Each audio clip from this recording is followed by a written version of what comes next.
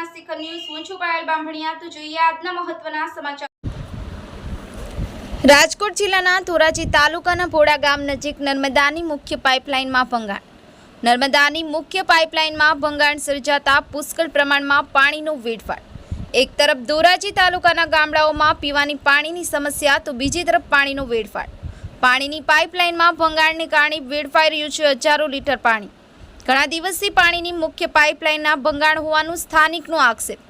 એક તરફ સરકાર જળ બચાવો અભિયાન ચલાવે છે ત્યારે બીજી તરફ પાણીનો પુષ્કળ પ્રમાણમાં વેડફાટ। બ્યુરો ચીફ આસિફ ખોકર, સત્યના શિખર ન્યૂઝ, ઉપલેટા। મારું નામ લલિત ચૌહાણ, હું રહેવાસી છાડવદર ગામનો।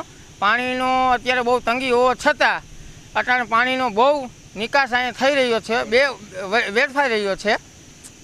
કેની પાઇપલાઇન તૂટી છે? આ નર્મદા મેન પાઇપલાઇન તૂટી છે અત્યારે।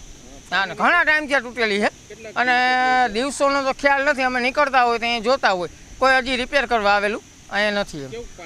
પાણી જોરદાર, અત્યારે તો લાખો લીટરમાં પાણી વેડફાઈ રહ્યું છે। કોઈ રિપેરિંગ કરવા હજી આવેલ નથી અહીંયા। ધોરાજીમાં કેવી પાણીની તંગી કેવી છે? જોરદાર છે। અમારા ગામડામાં તો અતિ વધારે તંગી છે। અમે પાણી હાટું અત્યારે તો બહુ દૂર દૂર સુધી જતા હોય, અત્યારે લાખો લીટર પાણી વેડફાઈ રહ્યું છે અત્યારે।